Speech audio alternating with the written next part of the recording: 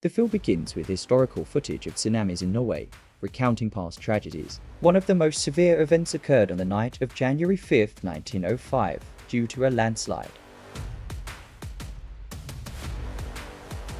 As people slept, part of a mountain collapsed into the fjord near the village of Lovatnet, killing 63 people. A 40-meter-high tsunami destroyed everything in its path, even many years after that tragedy.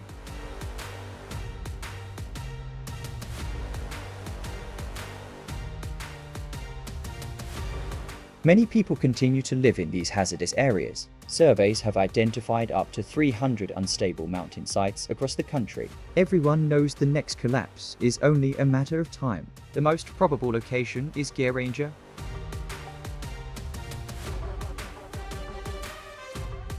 where a part of the Kunnizet mountain looms over the fjord. This unstable section is poised to fall into the water at any time, which would trigger another tsunami, even with close monitoring of the developing cracks. The question is, will people be warned in time? A geologist named Kristian lives in the small Norwegian village of Geiranger with his wife, Iden, and their 2 children, Julia and Sonda. One day, he returns home by ferry. His family is busy. Julia is cooking,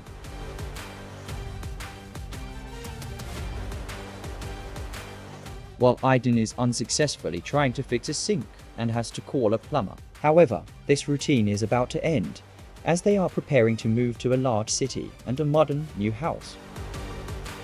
The new home has everything controlled by remote and mobile phone. Kristian is as excited as a child with a new toy, though deep down, he's anxious about changing jobs. He is about to start working for an oil company, and Iden supports his ambition.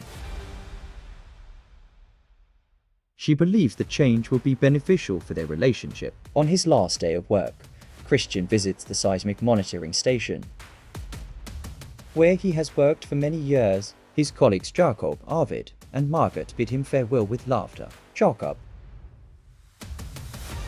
the station chief, gives a speech praising Kristian's work, describing him as intelligent and diligent, albeit sometimes too meticulous. His friends raise their glasses to toast his future success, and then Kristian begins to pack his belongings. Before he leaves, Kristian notices that groundwater level readings have dropped sharply at 2 points on the mountain. Though everything else appears normal, an alarm continues to sound periodically. His colleagues urge him to head home, since his family is busy loading the car. Kristian sighs. His intuition tells him what he saw might be more dangerous than anyone realizes. Iden reminds him that a new life is waiting, so he tries to set his worries aside. Meanwhile, Sonda is upset about having to leave the village, which he considers his warm and safe home.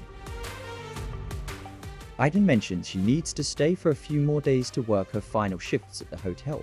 Kristian looks towards the mountain with a worried expression. After saying goodbye to his friends, he gets the children into the car and drives towards the ferry. But Kristian suddenly changes his mind. He turns back towards the station to check the readings again, leaving the kids in the car as he hurries to find his team. He shows the documents to his colleagues, explaining that the issue isn't the sensors, but possibly the cables connecting them. Since the mountain consists of rock layers, groundwater doesn't just vanish, it finds a new path. This could cause the rock layers to shift and damage the cables. If so, there would be no warning before a landslide. Hearing Kristian's hypothesis, Jakob starts to grasp the danger and immediately orders Kristian and Arvid to inspect the mountain by helicopter. They head to the monitoring platform. They climb down into a crevice in the mountain. Meanwhile, Sonda, growing bored of waiting, calls his mother. He tells her he and Julia are waiting outside their dad's office, which makes Iden anxious. Down in the crevice, Kristian and Arvid discover that some cables have been severed. This confirms the rock has already shifted, which means the mountain is on the verge of collapse. Kristian theorizes that the redirected groundwater has destabilized the mountain, potentially leading to a major collapse that would generate a giant wave capable of wiping out the entire community. Arvid and the other colleagues are still not convinced. They hesitate to take action, worried that a false alarm would create panic and negatively impact the newly started tourist season. Jakob, the station head, decides to increase monitoring instead. He reasons that broken cables are not conclusive proof. Deeply disappointed, Kristian walks out of the station. He looks up at the sky and sees darkness creeping in. He returns to his car to find his children are gone. Unable to wait, they went to find their mother at the hotel. Kristian drives to Aiden, who is furious that he left the children alone. After talking, Aiden decides they'll spend their last night at the hotel since their house is completely packed. However, Julia wants to return home one last time to say goodbye, while Sande asks to stay with his MOM at the hotel. So Kristian takes Julia home. He pulls an old mattress from a pile of discarded items along with a chair, planning to spend the night there. While sifting through their things, Kristian finds a box of documents containing old seismic reports from Norway and begins to look through them. Meanwhile, at the monitoring station, Jakob and Arvid are on watch, discussing Kristian. They see him as impatient and overly anxious, speculating he won't last long at the oil company or in the big city and will eventually have to return to the village. As darkness falls over the fjord, people begin to head to bed, but Sande is restless. He grabs his skateboard and goes to the hotel's basement to play. Back at the monitoring station, the sensors trigger another alert. Margaret quickly calls Jakob and Arvid to report the latest measurements. The numbers show the mountain is compressing in an unprecedented way. The two researchers decide to go inspect the crevice again. At the same time, a sleepless Kristian continues to review the old reports until he uncovers a critical piece of evidence. In the two previous landslides, the mountain's fissures didn't expand, they contracted. Realizing the horrifying truth, Kristian immediately calls the station to tell Margaret to bring Arvid and Jakob back. Kristian explains that the fissure's contraction may be the final warning before a collapse. The information is relayed to Arvid and Jakob, who are still at the crevice, but it's too late. The inside of the crevice begins to change abruptly. As its walls press in on each other, Kristian knows instantly that disaster is coming. The mountain is about to collapse. He calls the station again, yelling for Margaret to sound the alarm. The siren echoes throughout the town, signaling an immediate evacuation. They have only 10 minutes before the mountain collapses and generates a massive tsunami. At the crevice, Jakob falls into a gap as Arvid tries to rescue him. But he falls in as well. An immense rock mass plummets into the fjord, creating a giant wave that moves swiftly toward the village. Kristian and Julia rush to the car, while Aiden realizes the catastrophe is unfolding. She and a colleague quickly urge all hotel guests to evacuate to the bus. However, many guests don't believe the warning is real, forcing Aiden and her colleague to run room by room. To compel everyone to flee. Aiden then calls Kristian, telling him to take Julia and escape. She promises she will get Sande onto the bus with the other guests.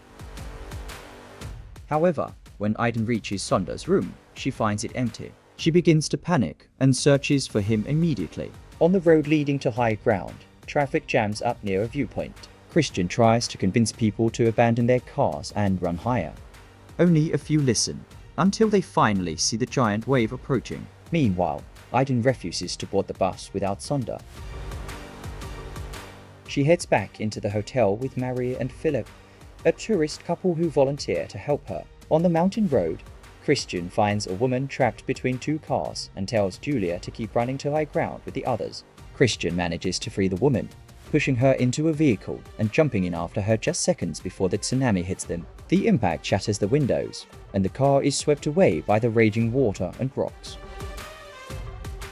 Back at the hotel, Aiden finally finds Sande. They all race for an exit but stop in their tracks as they see the massive wave about to hit. Maria stands frozen in terror, staring at the wave. Aiden drags her back inside just as water obliterates the hotel's ground floor. She screams for everyone to run to the floor above, which is designed as a reinforced shelter. As they struggle to lock the door, Maria is swept away by the current right in front of Philip, who is trying to save her. The scene cuts to Kristian, who awakens in the overturned car. He finds that the woman he rescued has died. Back at the monitoring station, Margaret detects Jacob's life signal. He has miraculously survived. However, Arvid has passed away. Margaret breaks down and sobs in grief. Amid the chaos, Kristian slowly crawls from the wreckage and begins walking down the road.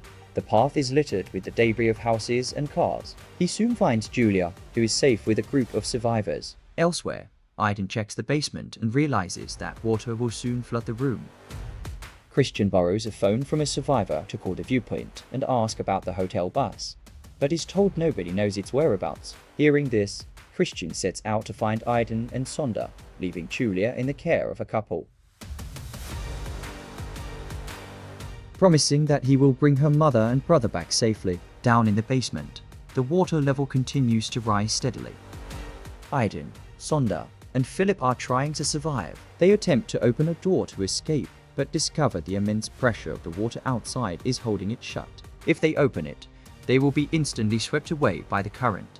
They secure the door and use clothing to plug the leaks. Aiden explains that once the room completely floods, the pressure inside and outside will equalize, allowing them to swim out safely. Meanwhile, Kristian makes his way through the devastated streets. The wreckage of homes and the bodies of victims are scattered everywhere. He soon discovers the wreck of the hotel bus, overturned by the wave on the roadside, filled with the lifeless bodies of its passengers. Kristian climbs inside with a heavy heart, but after checking every victim, he finds that his wife and son are not among them. Despite his relief, the devastation around him fills him with pain. Back in the hotel basement, the water has almost filled the entire space, and the three survivors are searching for a pocket of air. They find a small gap near an air vent. Aiden tells Philip and Sonda to hold onto the pipe and be patient until the water level stabilizes. But Philip begins to panic, struggling to escape on his own and nearly drowning Sonda in the process. Ultimately, Aiden is forced to use her leg to hold Philip underwater to stop him from getting them all killed. Meanwhile, Kristian reaches the hotel in search of his family. Walking through the destroyed rooms, he finds Sonda's belongings. Believing Sonda is dead, Kristian breaks down. He begins to lose his senses, smashing a window with a steel rod, the loud noise echoing throughout the hotel. Aiden and Sonda hear the sound and try to bang on their air vent to get Kristian's attention, but unfortunately, the sound doesn't carry far enough. Still, Aiden refuses to give up. She dives underwater, grabs a piece of metal, and strikes it against the pipe to make a louder noise. Kristian pauses, hearing something, and rushes down to the basement, which is now completely submerged. Aiden dives down again, knowing they are running out of time, while Kristian tries to clear the debris blocking the underwater doorway. He finds Aiden, then swims to a weakening Sonda, urging him to keep fighting and reminding him that everyone is waiting for him. Sonda gathers his last bit of strength, and the three of them swim for the exit. Along the way, Sonda panics and becomes disoriented. Kristian gives his son his last breath of air before pushing him toward Aiden. When Aiden and Sonda surface, they realize Kristian isn't with them. Aiden dives back down for her husband and finds him unconscious. She drags his body into a hallway and immediately begins performing CPR, giving chest compressions again and again. But he remains unresponsive.